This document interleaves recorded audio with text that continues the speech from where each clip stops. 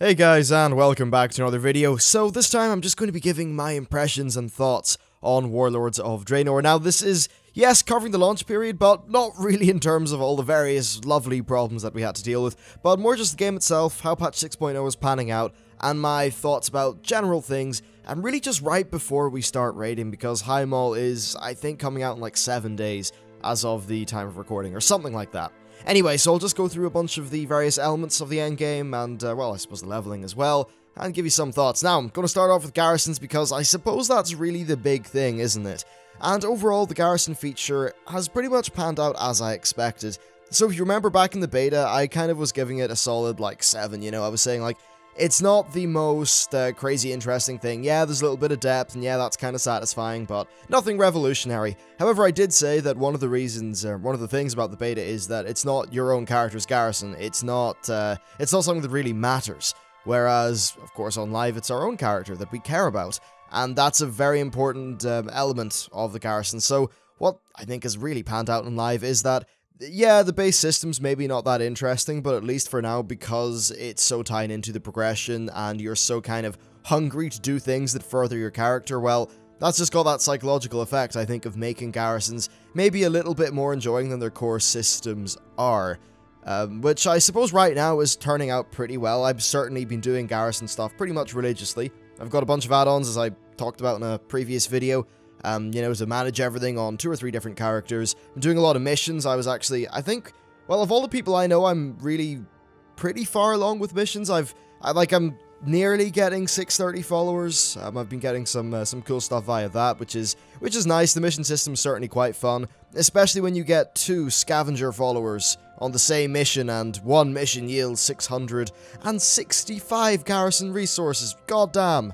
That was a nice thing to happen. Anyway, so first of all, yeah, this mission system. I think that right now it's really fun because it's in that period where we're all really hungry to just play the game. Often with things like, say, Clash of Clans or Evany Online or any of those kind of style of games, it's, you know, things like the missions are really fun initially, but then as time goes on and as they get longer, etc., etc., etc., they just get a little bit more grindy and less interesting. While I think that, you know, Warlords of Draenor pacing-wise is pretty good with the missions, and I like how you can get followers which slash them in half. So overall, that stuff's pretty fun, but I just can't help but have this lingering feeling that, yeah, the missions are really fun right now only because we care so much about our character's immediate progression before raids, and perhaps after a month or two, the missions are going to be a bit of a bizarre thing, because on the one hand, yeah, we'll still want to progress our character, we'll still want to get those gold and garrison resource rewards, but it'll just be a bit of a slog because we will have been just sitting around doing missions for a long time. I really hope that in further patches they just try to add more to this mission system. Perhaps something that involves gameplay from your own character or just something like that. So yeah, mission-wise, I'm like, it's fun enough right now, but I can't help but feel that it will get to be just quite the chore in a while. But hey, I suppose its main job is to be cool now, and they can deal with other problems in patches, so hey, for the scope of patch 6.0, I think missions are going to be a pretty successful thing. Now moving on to other elements of the Garrison, we got the various buildings. So far I think the buildings are cool, and while there are some problems, certainly with how professions are panning out, I like the profession buildings. I like the way that even though one of my characters, say, isn't a blacksmith, that he can still make some gear for himself. I think stuff like that sort of fits the fantasy pretty well, and it's a lot of fun. And in general, yeah, the buildings are cool. There's a lot of choice there, and they're each, I think, powerful enough to, well, make them feel like a real choice. Now, on all of my characters, I've been going through the setup that I described in that past video about the best sort of raiding garrisons. So, you know, I've got the barracks and the war mill / bunker, I've got the inn and the barn, and then the 2 profession buildings and the salvage yard. And so far I found this to be a fun enough combination. The dwarven bunker just kind of sits there, it looks really cool, and it kind of does nothing in terms of gameplay, and really the same goes for the barracks. They're both pretty passive, and it's odd how these 2 giant, you know, large buildings have got just oddly passive effects. Though I suppose the bodyguard system is pretty cool, and that's something that I will totally be doing a video on. I actually had a video on that ready, but a whole bunch of the spots got nerfed, so I had to can the video and push it back to a later date. Now in terms of other things, the barn's pretty cool. I wish they would just make the trapping a little bit more consistent with the barn, because that's actually really annoying. So yeah, that's what's going on with the barn, pretty fun, and the profession buildings pretty much are what they are. Oh, and the inn's awesome. I like having the little dungeon missions and going around collecting the items. It feels pretty cool. And yeah, I actually do really like the inn. Now, in terms of progressing all of these buildings, I think that in general it's all pretty decent. You know, it makes sense. You just repeat your work orders or maybe complete a certain achievement. That's fine. I think that all does encourage healthy enough gameplay. So that's nice. In terms of costs, various things, I think the costs are generally pretty decently done. Though that's coming from the perspective of someone who has had a scavenger follower for quite a while. I've got to wonder that perhaps without a scavenger follower, it's maybe not going to be a very... I don't know, maybe it'll just feel grindy or something like that. Currently, you get 50 Garrison resources for your first, like, random heroic dungeon, then you get a bunch of Garrison resources for going around the place and killing the various rares and getting the treasures. So all that stuff is great, but other than that, I mean, you're getting 125 a day from the Garrison cache, and that's kind of it, bar one or two things I'm probably missing, but none of them really are that significant. So I'd say that maybe some extra ways of getting Garrison resources would be pretty good, certainly. Especially since a lot of those rares, you know, well, all of them, they don't drop those resources again. You kill them once, that's it. They've yielded their resources. I just feel like I'm in this position where I've got loads of resources, and therefore I'm finding the Garrison building progression to be a lot of fun, and perhaps if I wasn't in that situation, then I wouldn't be finding it particularly fun. So in terms of other Garrison things, you've got the weekly missions. I've done most of one of those. I haven't actually finished off the final 1 or 2 stages of the quest because I had to run away to Sligo for the weekend, which, by the way, was a lot of fun for anyone who's interested. So yeah, that was cool. The missions so far are really fun. I like how they give fun little rewards. For an example, the one that I'm doing right now will give me a mole machine, which will transport me to Gorgron from my Garrison. That is very, very cool. So yeah, well done, Blizz.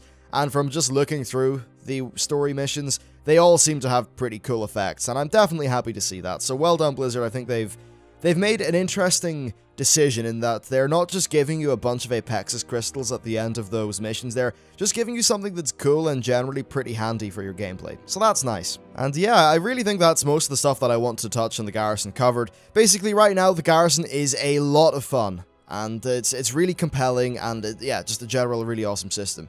However, I'm a little bit worried that in some time it might become a little bit of a chore. I'm just glad that right now the pacing of the Garrison is pretty reasonable so far. It's not like, yeah, in a lot of those games like Evany or the Clash of the Clans or something, those games were extremely fun at the start because you had this rapid sense of progression. And then what happened is they kind of pulled in the old free-to-play thingy where they made everything slow and boring. Well, in Warlords of Draenor, they don't make things slow and boring once you, you know, level up. Okay, maybe you've got an 8-hour mission, but in the grand scheme of things, an 8-hour mission is pretty okay. Yeah, so that doesn't happen as much in Warlords. I think it's just that as time goes on, the sort of reward from those missions relative to your character's current sort of state of affairs will be reduced. Therefore, you know, maybe it won't be as interesting. It'll be a bit of a chore, whatever, but that's a problem for the future. Right now, it's pretty cool, and if they nail the patches with the Garrison, they should be able to keep the ball rolling in that regard for quite a decent amount of time. So now that the Garrisons are covered, it's time to just quickly cover the other features of the expansion. So first of all, I'm going to talk about the... yeah, I'll go for the leveling and the world itself. Now, the leveling was great. I really enjoyed it. I think the quests are all pretty fun, and I'm happy that instead of doing a trillion gimmick quests all over the place where you're getting new action bars popping up and you're having to learn stupid contrived systems, no, it's all just pretty regular questing. I like that, actually, and I like the way that they can just get that regular questing and then wrap it up in a cool story or a cool setting. Really, whether the quest objective is like, you know, if the quest objective is, say, kill 10 orc warriors, well, that's fine if it's within the context of you raiding the orc base. That makes sense to the player, and in a case like that, the idea of killing 10 orcs is not particularly annoying. Well, I think what they've done well is a lot of the sort of contrived, you know, go kill X of these, 50 bear arses, etc., go around, you know, with annoyingly placed mobs with low drop rates. A lot of that bullshit doesn't happen anymore. Generally, if you get a quest, there is something pretty important or whatever to do, and yeah, I think just the justification for why you do quests in terms of the story and the setting is a lot better, and that, yeah, just means that you feel, I think, a lot more like the hero as well, which is definitely nice, and a nice departure from some past expansions when it was like, yeah, I'm this glorious, you know, hero person, whatever. What's that? You want me to go and pick up some juicy crunch fucking carrots for you? No bother, that's what I do. What's that? You got a missing yak? You want me to polish your yak? Fine, I'm a hero after all. So yeah, less of that bullshit goes on, and I think that really does benefit the leveling from both the narrative perspective and also a gameplay perspective. So yeah, overall, quests are good. I really like the way they've got treasures and things like that strewn across the world. I think it's really fun going around searching for them and just doing all that fun stuff. The treasure system's great, as is the rare system. I wish some of the rares while you were leveling were a bit harder, though. It's sort of disappointing when, you know, it's the case that, yeah, okay, technically they're rare mobs, but no, they spawn all the time and they're pretty easy to kill. That's a bit unfortunate. I'm okay with the fast spawning stuff, but at least maybe if rare meant that it was more challenging than normal and you got a cool reward, I think that would be better. As it stands right now, they're just kind of loot pinatas that you go and clear across the map to get, which, I mean, yeah, it's compelling enough, and I certainly spent a lot of time hunting them down, but maybe it's not as full of, like, I don't know, potential or whatever as the system could really make. That was a really messy sentence. Yeah, whatever. So yeah, rares are pretty cool. They're maybe not as great as they could be, and I think treasures overall are better and more compelling. I also like the idea of attaching a decent amount of XP to the treasures. Now, yes, it does do two things. First of all, if you get a treasure map and you have a route set up, then it can be pretty ridiculous. For an example, I cleared Shadowmoon Valley from level 90 to 92 in, I think, about 50 minutes, 50 or 60 minutes. Now, that said, I did have some, you know, daily quests turned in beforehand, but still, you know, there's some slightly overpowered stuff with the treasures and the XP, but I still think it's pretty cool, and while that XP is really powerful, what it does do is it gives you a bit of freedom. Not everyone wants to do quests, therefore, they can do treasures and rare and, you know, bonus objectives. Perhaps a lot of the crowd who enjoy dungeon leveling are now able to, you know, maybe do all the quests once on one character, bonus objective and treasure on another character, then do the dungeons on another character. And now, speaking of dungeons, there was a giant problem where dungeons were not awarding enough XP. I believe they tried to fix that. I've got no idea if they are giving a decent amount of XP now, but that was quite unfortunate. So overall, the treasures and rares, I think, are just great in terms of adding a bit more freedom and exploration, and I really do like that. Now next, we've got the bonus objectives. These are, in terms of their gameplay, often kind of mundane, but I still think they're great. You know, you can do them if you want. They give you a nice heap of XP, and it just ties in pretty well with the gameplay of exploring a zone and getting all your rares and treasures. In fact, it's a little bit similar to some of the gameplay that many people enjoyed with Guild Wars 2, where in the Guild Wars 2 zones, you kind of were presented with this checklist of things to do. It was, get all these vistas, get these renown hearts, go collect these, do that, and you just have this zone-wide checklist. Well, if you enjoyed that gameplay, you basically have that in WoW now. So that's a pretty cool thing to happen. Overall, I just think this is all just came together to mean that this is the best leveling we have had in World of Warcraft, and as much as I really truly did enjoy and love some of these zones from Wrath of the Lich King, I do think that overall, they're doing a better job with leveling now than they were then, and certainly it is a massive improvement from what was going on in Cataclysm and in the other one with the pandas, Mists of Pandaria, that's it. Don't you like when your brain just temporarily breaks halfway through a video? Lovely. So with all that covered, I suppose it's probably time to move on to dungeons. Yes, we'll do dungeons. Now, the dungeons are, again, you know, they're not as numerous as they should be. Look, I want more than 8, okay? And especially for leveling up, I don't think that only having 4 leveling dungeons is acceptable. That's a bit insane. Yeah, so the 8 dungeon thing really does suck, but do you know what doesn't suck? The dungeons themselves. They're pretty much all awesome, they're a lot of fun, and in general, I've been having an absolute blast. I love how the mechanics for basically every boss work well together, and if you don't follow the mechanics, you will generally die, and that's a pretty good thing. Now, I do like how in some fights you can kind of, not carry the group, but one good player can really make a difference by following all the mechanics and doing stuff well, so I think that's pretty good, and overall, the mechanics of these fights should instill some good behavioral, wow, I can't even speak, whatever. They should instill good patterns in people, and perhaps socially engineer better players than, say, what some of the mop stuff did. So that's certainly nice. And yeah, every dungeon's just, in terms of the visuals and the art, really cool. They're generally just nice. They're on balance, on a larger scale, they're just really good quality across the board, which is really quite important. Now, another thing about the dungeons is that they're generally fast. Yeah, they're pretty fast now. Okay, they're not fast like, say, a 5-minute run or, I don't know, a 10-minute run in MOP because everyone just face rolls through, but the pacing of everything feels pretty decent. Maybe there's 1 or 2 spots where there's just a tad too much trash, but in general, I like how the dungeons are in terms of length, and yeah, overall, great system, very happy with dungeons, and I cannot wait to get into challenge modes. My guild's not a super, like, hardcore progression rating guild, which suits me just fine, but that does mean that we're not really moved on to that stuff yet, though hopefully we will be soon enough, and I will be able to bring you my thoughts on the challenge mode balancing when that happens. Oh, and it's probably worth touching difficulty in general, because that's a topic that the WoW community loves. So I think the heroics are actually really well balanced for pugs. That's something that I'm very happy about. You know, they could have went one of two ways. Either it retained some of the old beta balance, which, by the way, as a tester, I can say was too high. In fact, just about every tester would say that. Some of the old beta balance was just too hard, so yeah, if they shipped that in the game, then you'd have all the crying and the usual things, accompanied with nerfs, and not intelligent nerfs, no, just haphazard nerfs, which kind of cataclysm up the content, so it's not fun anymore. I'm glad that didn't happen, and again, I'm glad that they're not too easy. I think it struck a balance. If people, you know, routinely disregard the mechanics, especially in some fights, they will die. The game will punish you for your mistakes, and I think that's really all you need for a heroic dungeon. That's definitely good, so yeah, woohoo.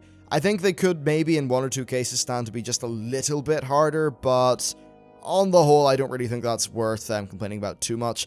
And really, if you want the kind of Burning Crusade level of difficulty, that's there. And what's important is they reward you with good gear for doing that with the daily challenge mode system. So overall, I think that stuff's really good. Now, in terms of difficulty, it seems to be a little bit lower from the end of the beta, which is why you've probably noticed that I've actually just sort of toned down on the dungeon guides. I don't really think I'll do any more of them unless I start doing challenge modes or something like that.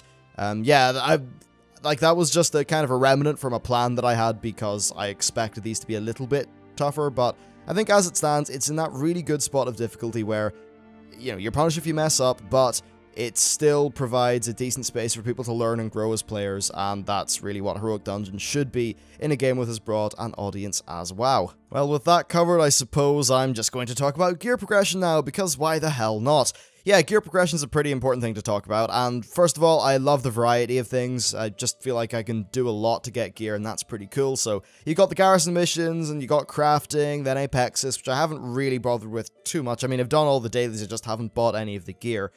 So yeah, there's all that, and one or two other things, which is great. Overall, that gearing is pretty cool. Now, in terms of tertiary stats, I hardly have noticed that they exist, despite the fact, actually, that I have some on my gear, which means that the tertiary stats are basically just a waste of space. I don't think they're that important. I think they were just needless bloat that was, take them out of the game and no one would notice, so I don't really care. I just think it was a cool idea that they couldn't balance, therefore they decided to just make it so neutered and pointless that, well, it was neutered and pointless, and guess what's not fun? Being neutered and pointless. So, yeah.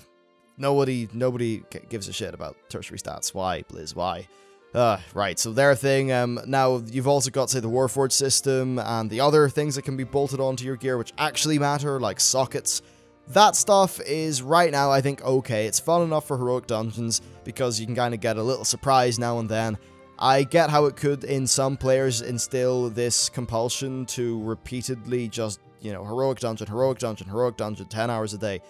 Yeah, that can happen, but whatever. I think that for the vast majority of players, it's a decently rewarding system that can add a little bit more fun. So that's okay.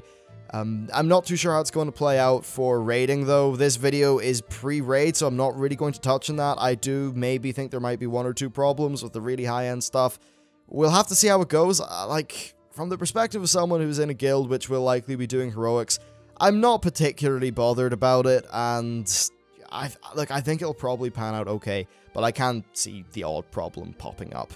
Maybe if we could just magically think of a system that was better than EPGP and then get rid of EPGP, everything would be better, because, you know what, loot systems, not fun, but I suppose that one's not really on Blizzard. Now, also on the topic of gearing, we've got just the Apexis missions themselves. I still don't think they're that great. I think they're a little bit grindy, they're not particularly super fun or anything like that. They're just one of those things that I do every day, and it's like just a thing that I do that I don't really derive too much enjoyment from.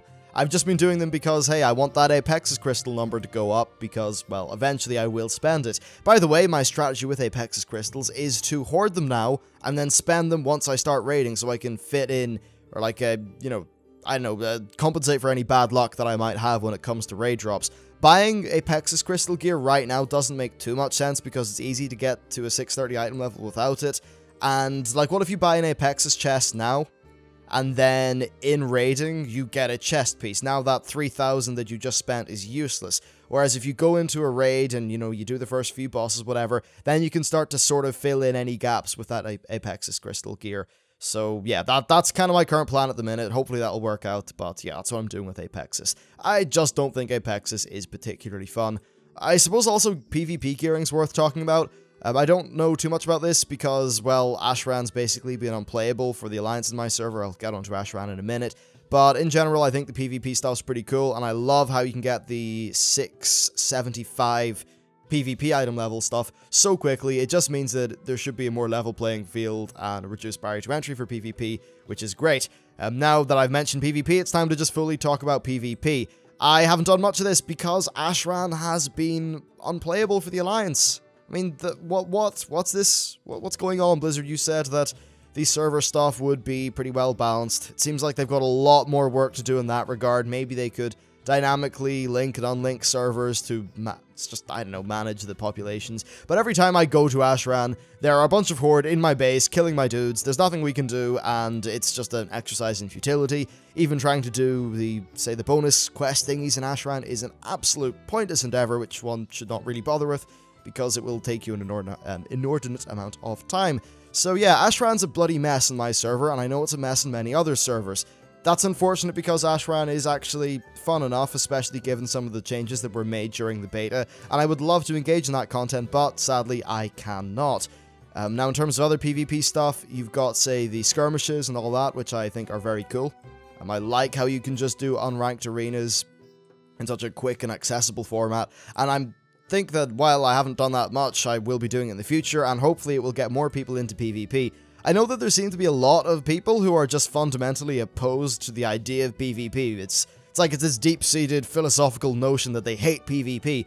That puzzles me because you're paying for this game after all, and PvP's a decent enough portion of it, so I'm happy enough to try that out once Ashran is maybe in a bit more of a playable state on some servers. We'll have to see how that pans out.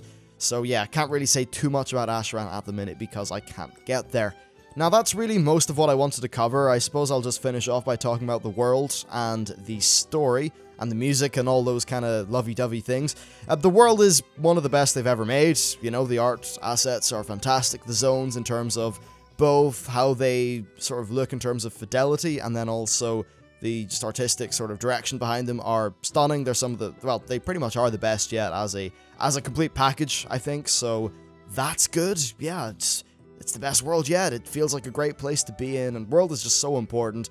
I feel like this is definitely somewhere where I could spend, what, 12 to 24, most likely 18 months in, and yeah, that definitely bodes quite well. Now, in terms of story, I think what's happened is they've went for a story that is simple, you know. Okay, once you get past the time-traveling hoops, it's pretty simple. It's us killing the evil dudes with the black and red armor that looks kind of cool and badass and awesome. It's, you know what, actually no, it's us, the generic fantasy tropes being the Alliance and the generic metal tropes being the Horde, fighting the more metal, generic metal tropes being the Iron Horde, and that's good because that's what Warcraft is and that's what Warcraft can pull off. It feels Warcrafty, it's like the game's got its heart back in terms of the narrative and what's going on there, and that's just all really good.